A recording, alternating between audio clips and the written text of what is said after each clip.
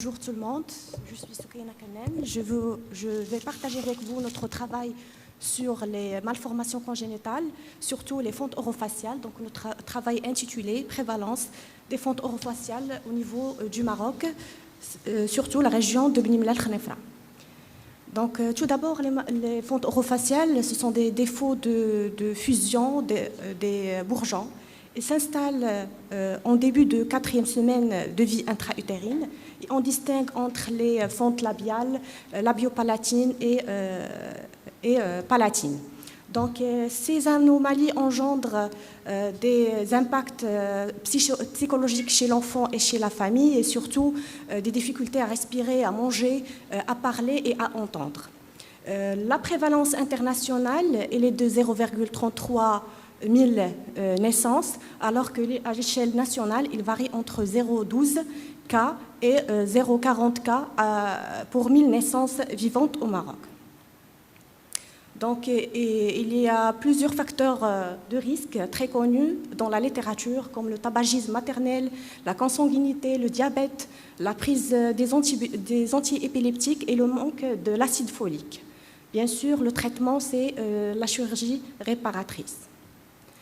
Pour le manque des données dans notre région, on a ciblé deux objectifs. Le premier, c'est de déterminer la prévalence de ces anomalies dans la région de Bni Mellal Khenefra entre 2017 et 2021, c'est-à-dire pendant 5 ans, et puis d'analyser et de connaître les facteurs de risque liés à ces anomalies. Donc, pour atteindre notre objectif, notre étude est faite sur 2 étapes. Donc, la première étape, il vise le premier objectif. Deuxième étape, il vise d'atteindre le deuxième objectif. Donc, la première étape est une étude épidémiologique qui vise de connaître la prévalence. Donc, il s'agit d'une étude rétrospective descriptive qui a visé le système de notification des anomalies, surtout les fentes orofaciales pendant la période. Donc, on a travaillé sur le système de détection entre 2017 et 2021 en utilisant une grille d'exploration des données.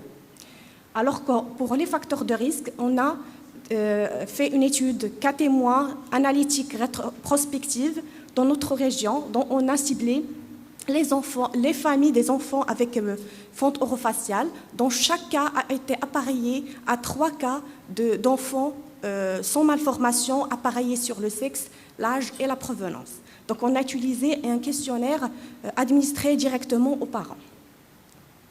Donc, pour les résultats, le système a détecté 92 cas de malformation congénitale, soit une prévalence de 0,6 naissances au niveau de notre région, dont les anomalies de fente orofaciale représentent 10%. Alors, la répartition par type a révélé que plus que la moitié de ces fentes sont des fentes labiopalatines.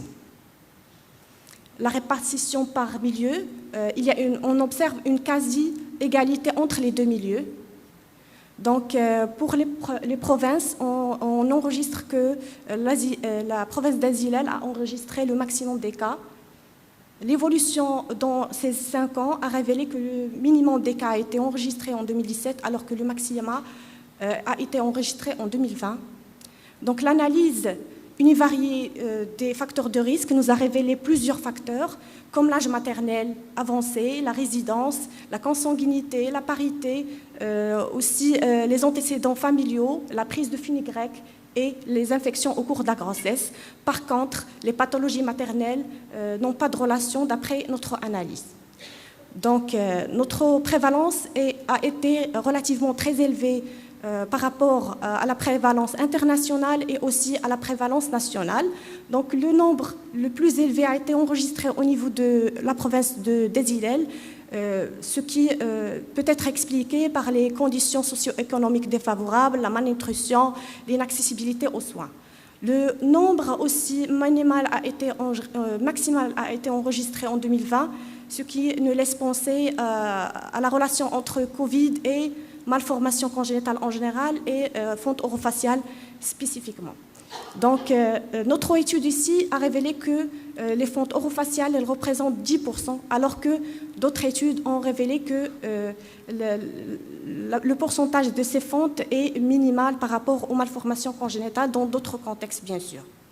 Concernant les facteurs de risque, donc, on a trouvé plusieurs facteurs, mais il y a d'autres études qui ont révélé d'autres facteurs de risque, comme le sexe de l'enfant, le niveau d'éducation des mères, l'alcoolisme, l'obésité, l'utilisation des insecticides et les facteurs génétiques chez les parents.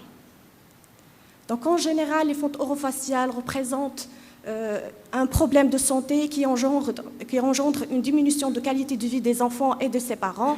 Donc, nos résultats révèlent une prévalence élevée, donc, avec la présence des facteurs de risque. Donc, on recommande la sensibilisation des femmes envers ces facteurs de risque et de mener une étude nationale pour vraiment détecter les facteurs de risque au niveau national. Et merci.